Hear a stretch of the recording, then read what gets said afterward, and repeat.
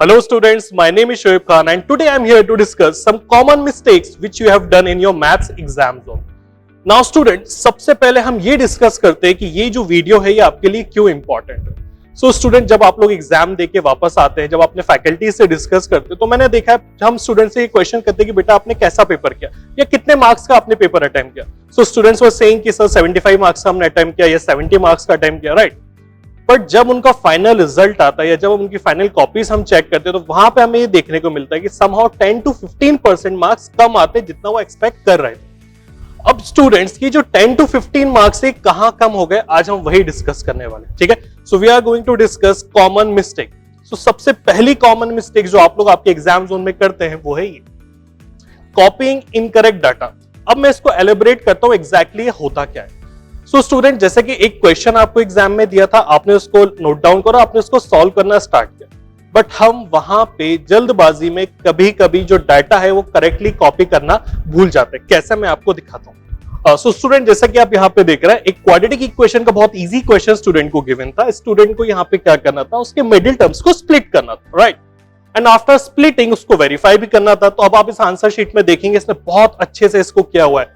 Middle term split करे, proper हर चीज क्या गिवन था, कैसी मेथड यूज करी, फाइनली क्या वैल्यूज पुट करी, बहुत अच्छे से लिखा. मतलब स्टैंडर्डली क्वेश्चन ऐसा ही सॉल्व होना चाहिए. जब ये क्वेश्चन आप ऐसा सॉल्व करेंगे आपको फुल मार्क्स मिलेंगे. बट स्टिल इस स्टूडेंट को 0 मार्क्स मिले. अब क्यों 0 मार्क्स मिले वो मैं आपको बताता हूं. बेटा क्वेश्चन एग्जैक्टली ये था क्या कि find the zeros of the quadratic polynomial. अभी क्वाड्रेटिक पॉलिनोमियल क्या था, x² + 7x + 12.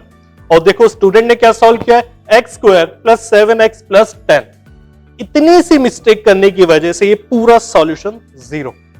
ठीक है स्टूडेंट, तो क्या चीज इंपॉर्टेंट है यहाँ पे कि आपको डाटा एग्जैक्टली बहुत अच्छे से कॉपी करना है. कोई भी मिस्टेक यहाँ पे मत करना. हम क्या होता है एक्साइटमेंट में ध्यान ही नहीं देते कि हम क्या लिख रहे हैं, क्योंकि बहुत इजी क्वेश्चन है. हर स्टूडेंट एक्साइट हो जाएगा, ये तो पूरा मुझे आता है, बट यहाँ भी आपके मार्क्स डिडक्ट हो सकते हैं, राइट. तो आपको अच्छे से डाटा कॉपी करना है. Next, statement of the theorem. ये बहुत इंपॉर्टेंट है. जैसे कि आपके जो चैप्टर्स उसमें ट्राइंगल्स है, सर्कल्स है, तो वहां पे कभी कभी आपसे डायरेक्टली थ्योरम बेस्ड क्वेश्चन भी पूछ लिया जाता है. जैसे कि state and proof basic proportionality theorem या state and proof mid point theorem. तो उस पर्टिकुलर क्वेश्चन में अब आपको क्या करना है, आपको जब आप पूरा प्रूफ करेंगे तो बेटा आपको स्टेटमेंट भी लिखना है. ठीक है, अब ये 2 आंसर शीट में आपको दिखा रहा हूं.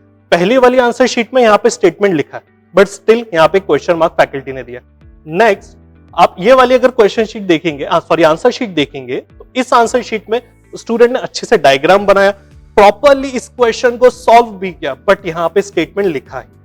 तो इन दोनों ही केस पे मार्क्स नहीं मिलेंगे बेटा. क्यों? क्योंकि आपको स्टेटमेंट वही लिखना है जो एग्जैक्टली वर्ड टू वर्ड आपके एनसीईआरटी में दिया हुआ. ठीक है, जब तक आप वर्ड टू वर्ड नहीं लिखेंगे, जैसे कि इस पर्टिकुलर केस में यहां पे बच्चे ने वर्ड टू वर्ड लिखा ही नहीं, तो उसको कैसे फुल मार्क्स मिलेंगे. अब मैं आपको टॉपर्स की आंसर शीट दिखाता हूं. So this is the answer sheet of a topper student. अब इसमें देखो इसने क्या करा, बीपीटी को सॉल्व किया. अब आप स्टेटमेंट देखो, वर्ड टू वर्ड जैसा एनसीईआरटी में लिखा है उसने वैसा ही लिखा है, प्रॉपरली डायग्राम बनाया और उसको सॉल्व किया, राइट. तो आपको भी जब भी थ्योरम बेस्ड क्वेश्चंस आए तो आपको कुछ इस तरीके से ही सॉल्व करना है. इसके लिए आप क्या करो बेटा, एक जैसे कि आपको पहले सजेस्ट किया गया था कि आपको एक फॉर्मूला बुक बनाना, तो उसी फॉर्मूला बुक में आप लोग थ्योरम्स के स्टेटमेंट्स भी लिख लो. तो क्या करो, आज से अगर हम स्टार्ट करें आपके एग्जामिनेशन तक, तो आप डेली मॉर्निंग में उसको रिवाइज करते रहा करो. तो आपको क्या होगा, वो स्टेटमेंट अच्छे से आपके माइंड में फ्रीज होगा और फाइनल एग्जामिनेशन में आपको एज इट इज आप उसको लिख के आओगे, राइट. तो जो सेकंड चीज हमने सीखी वो ये कि हमें स्टेटमेंट प्रॉपरली अच्छे से लिख के आना. तो coming on to next thing, proper labelling of diagram. मैंने बहुत सारे स्टूडेंट्स को देखा है, पता नहीं किस जल्दबाजी में रहते हैं, वो डायग्राम अच्छे से बनाते नहीं. बेटा जितने मार्क्स आपके उस सॉल्यूशन के हैं ना, उतना ही वेटेज इस डायग्राम का भी होता है. बट मैंने बहुत सारे स्टूडेंट्स को देखा है बस वो ओवरलुक करते हुए आगे बढ़ जाते. अब आप ये देखो सर्कल का डायग्राम, बहुत इंपॉर्टेंट क्वेश्चन है. अगर आपको याद होगा एनसीईआरटी का डायग्राम देखो, उसमें मार्क्स डिडक्ट हुए. ये डायग्राम देखो आप, यहाँ पे एंगल्स फाइंड करने को बोला गया था स्टूडेंट को. Now see this diagram. तो किसी भी डायग्राम में प्रॉपर लेबलिंग नहीं है, अच्छे से स्केल का यूज कर. बेटा डायग्राम में वैसे भी आपको बहुत हाई लेवल का आर्ट तो आता नहीं है ना. मैथ्स के एग्जामिनेशन में आपको सिंपल आपके स्केल से डायग्राम ड्रॉ करने होते हैं, बट यहाँ पे आप देखो बच्चे ने स्केल ही यूज नहीं करा. तो इन छोटी छोटी चीजों को भी आपको देखना चाहिए, ये आपके मार्क्स से डिडक्ट करते. Now I am going to show how toppers do the diagram. अब ये आप सरफेस एरिया वॉल्यूम का डायग्राम देखो आप, ये ट्राइंगल थ्योरम्स के डायग्राम देखो, राइट, ये इक्वेटर ट्राइंगल के बेस्ड जो एक क्वेश्चन उसका डायग्राम देखो। तो ऐसे प्रॉपरली आपको डायग्राम ड्रॉ करना है स्टूडेंट्स। देखो आप प्रॉपर लेबलिंग है, कितना सेंटीमीटर, हर एक चीज यहाँ पे मेंशन है। So be more focused while drawing the diagram. चलो coming on to next. So next point is declaration sentence और closing sentence। अब ये क्या होता है मैं आपको बताता हूं। जब आपको कोई वर्ड प्रॉब्लम दिया होता है या कोई भी न्यूमेरिकल दिया होता है, जब हम उसको सॉल्व करते हैं तो उसके लास्ट में आपको फाइनल सम अप रिजल्ट लिखना होता है, ठीक है। फॉर एग्जांपल आपको स्क्रीन पे एक क्वेश्चन दिख रहा है, एक वर्ड प्रॉब्लम है जो स्टूडेंट ने सॉल्व करे। इसमें सन की या फादर की एज का एक क्वेश्चन है, एज बेस्ड क्वेश्चन स्टूडेंट ने सॉल्व करा है। एट द लास्ट जब आप उसको देखोगे तो उसने क्या लिखा, सिर्फ 36 ईयर्स, दैट्स इट। यहां क्वेश्चन की प्रॉपर एंडिंग नहीं हुई, ठीक है। क्यों? क्योंकि आपको लास्ट में वो पूरा एक स्टेटमेंट लिखना होता है कि hence the age of father is this या hence the age of son is this, या जिसकी एज या साइड व्हाटएवर जो भी आपसे क्वेश्चन में पूछा गया वो आपको यहां पे लिखना होता है। बट स्टूडेंट ने नहीं लिखा तो यहां पे डिक्लेरेशन सेंटेंस के और क्लोजिंग सेंटेंस के भी मार्क्स डिडक्ट होंगे।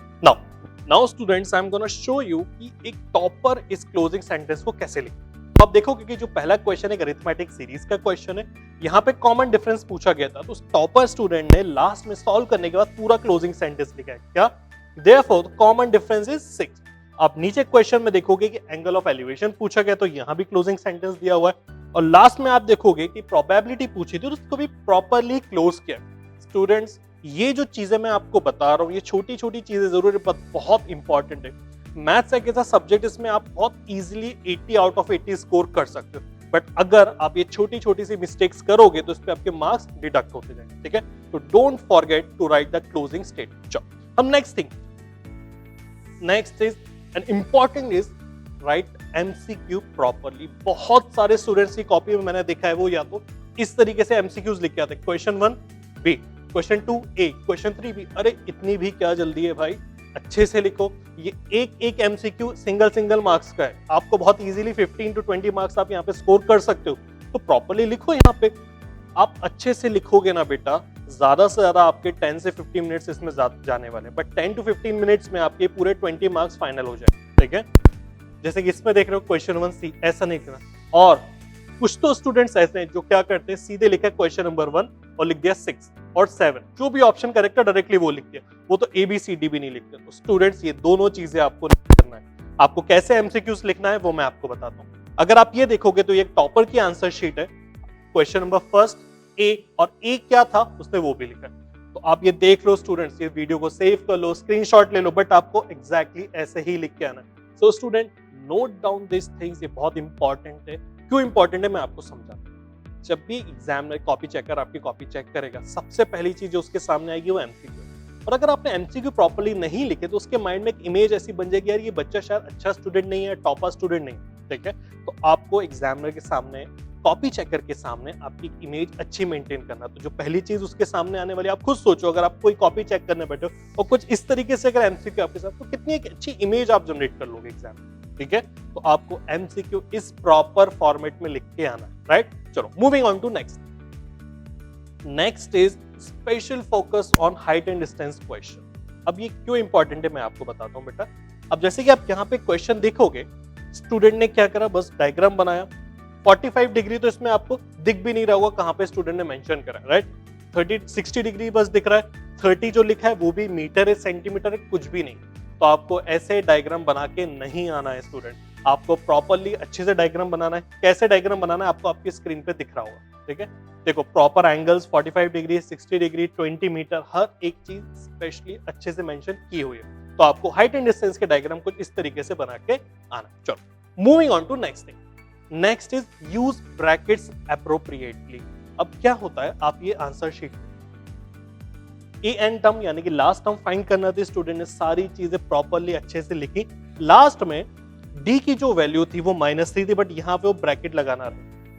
अब क्योंकि ब्रैकेट नहीं लगाया तो इससे क्या लग रहा है कि 11 + n-1 और इसको किससे सब्ट्रैक्ट करना है, -3, मतलब 3 से सब्ट्रैक्ट करना है। बट एग्जैक्टली यहाँ पे क्या हो रहा था, वो मल्टीप्लाई होने वाला था, ठीक है। तो अगर आप ब्रैकेट अच्छे से यूज नहीं करोगे तो आपकी जो फाइनल इक्वेशन है, जो फाइनल रिजल्ट है वो सही नहीं आएगा। तो हर स्टेप को अच्छे से देखो।